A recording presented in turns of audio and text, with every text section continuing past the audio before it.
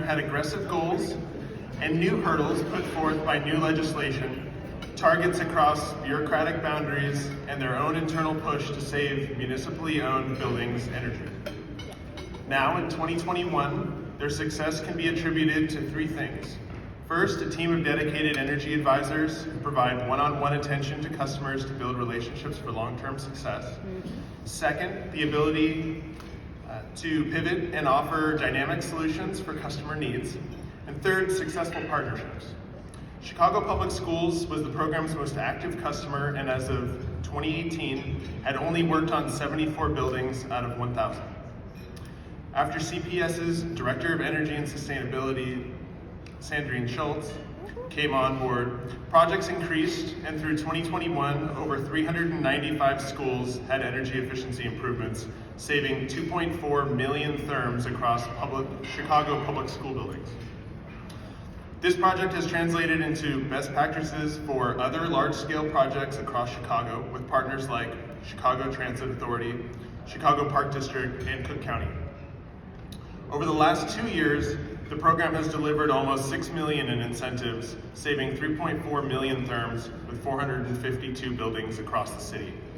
Please join me in welcoming Gene Gibson of Peoples Gas to accept this 2022 Inspiring Efficiency Impact Award. Peoples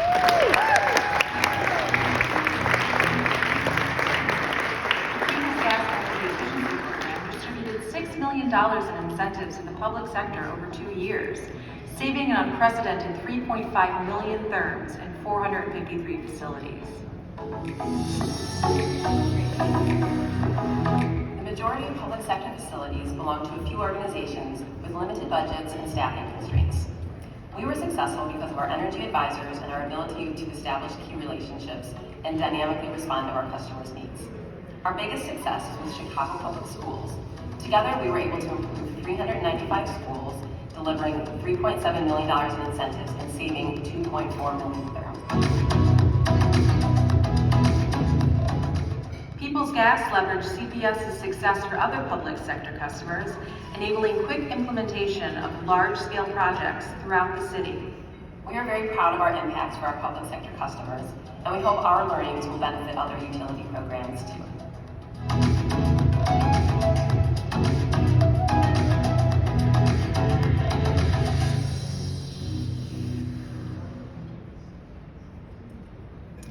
So yay, hooray, look how pretty it is. You can't see it in the back, it's beautiful. I'm really proud and excited to talk about our public sector program, and I could talk about it all night.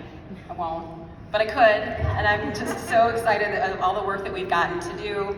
And just a quick flashback, a little moment in history. In 2018, DCEO was taking care of public sector customers, and legislation changed, and we were able to take on the programs and those customers ourselves. But with that, we were handed a really big legislative goal. We needed to spend 10% of our energy efficiency budget on the public sector customers.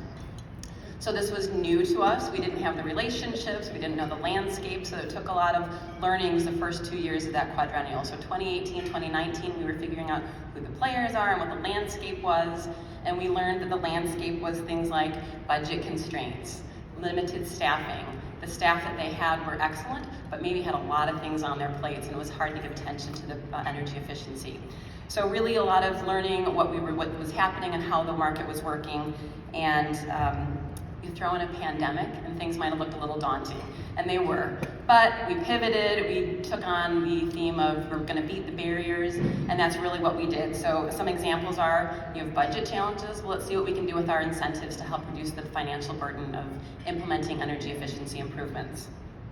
Limited staff time, well, we have some really great ways to help with that. If you have limited staff time or a bureaucratic process, how about we streamline our rebate processes and put the incentives or deliver to the contractors rather than having to work through budgets and approvals.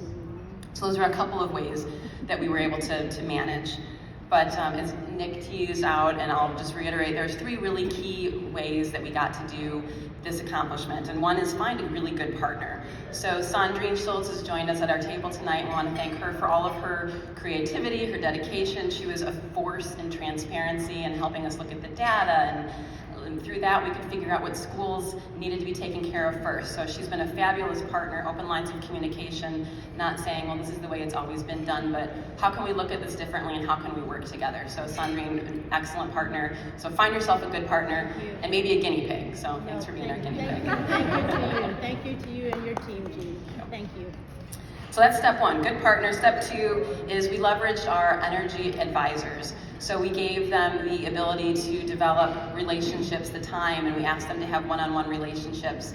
And through that dedicated time and through their expertise, that could help accentuate the staff or alleviate some bandwidth issues that we might have had. With this single point of contact, we wanted to make it as easy to participate in our programs as possible. So these relationships and getting direct lines of feedback from our customers really helped us. So then our third part is, I've heard this word a couple of times tonight, but we had to pivot quickly. Whether it was from the environment or from a pandemic, we had to learn how to adapt and make things happen. Our team structure is fortunately built in a way that we can do that. So if somebody on the team has an idea, how about we just deliver checks to the trade allies?